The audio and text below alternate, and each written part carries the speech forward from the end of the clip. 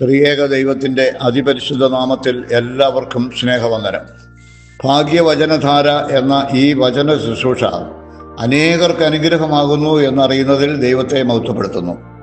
സങ്കീർത്തന പുസ്തകം 12-ാം അധ്യായത്തിൻ്റെ ആദ്യത്തെ 2 വാക്യങ്ങൾ നമ്മുടെ പരിഗണനയ്ക്ക് വിഷയമാക്കുവാൻ ആഗ്രഹിക്കുന്നു.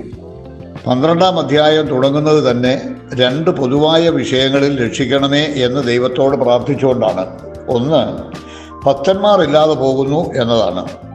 ഏകദേശം 3100 വർഷങ്ങൾക്ക് മുമ്പാണ് ദാവീദ് ഈ സങ്കീർത്തനം രചിക്കുന്നത്.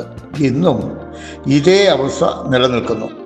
ദൈവഭക്തി മനുഷ്യരിൽ കുറഞ്ഞു വരുന്നു, പ്രത്യേകിച്ചും പുതിയ തലമുറയിൽ. ഒരു കാലത്ത് ക്രിസ്തീയ വിശ്വാസത്തിൻ്റെ കേന്ദ്രമായിരുന്ന യൂറോപ്പിലാകെ പള്ളികളിൽ ജനമില്ലാതെയാകുന്നു.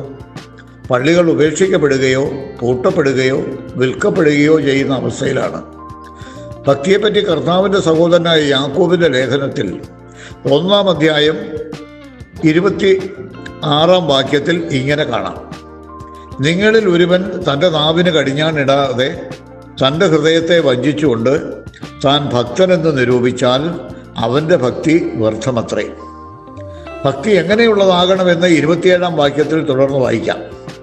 പിതാവായ ദൈവത്തിൻ്റെ മുൻപാകെ ശുദ്ധവും നിർമ്മലവുമായ ഭക്തിയോ അനാഥരെയും വിധവമാരെയും അവരുടെ സങ്കടത്തിൽ ചെന്ന് കാണുന്നതും ലോകത്താലുള്ള കളങ്കം പറ്റാതെ തന്നെത്താൻ കാത്തുകൊള്ളുന്നതുമാകുന്നു.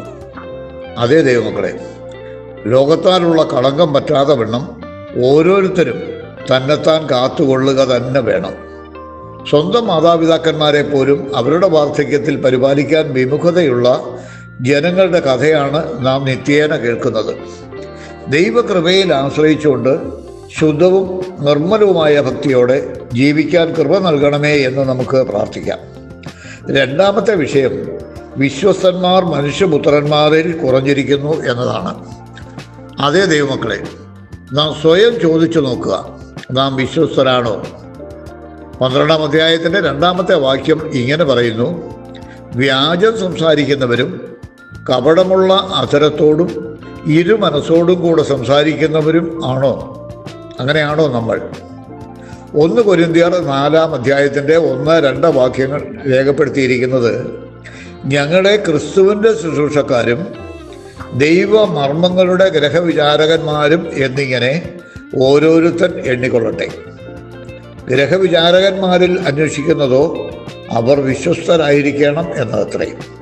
നാം ദൈവത്തോട് വിശ്വസ്തരായിരിക്കണം, നമ്മോട് തന്നെ വിശ്വസ്തയുള്ളവരായിരിക്കണം, കുടുംബത്തോടും സമൂഹത്തോടും വിശ്വസ്തത ഉള്ളവരായിരിക്കണം. നാം വിശ്വസ്തരായിരുന്നാൽ ദൈവവും നമ്മോട് വിശ്വസ്തനായിരിക്കും. 1 കൊരിന്ത്യർ 10:13 നാം ഇപ്രകാരം വായിക്കുന്നു: ദൈവം വിശ്വസ്തൻ, നിങ്ങൾക്ക് കഴിയുന്നതിന് മീതെ പരീക്ഷ നേരിടുവാൻ സമ്മതിക്കാതെ നിങ്ങൾക്ക് സഹിപ്പാൻ കഴിയേണ്ടതിന് പരീക്ഷയോടുകൂടി അവൻ പോക്കുവഴിയും ഒരുക്കും. നമുക്ക് ഭക്തിയുള്ളവരും വിശ്വസ്തതയുള്ളവരും ദൈവത്തിൽ വിശ്വാസമുള്ളവരുമായിരിക്കാം. എല്ലാവരെയും ദൈവം ധാരാളമായി അനുഗ്രഹിക്കുമാറാകട്ടെ.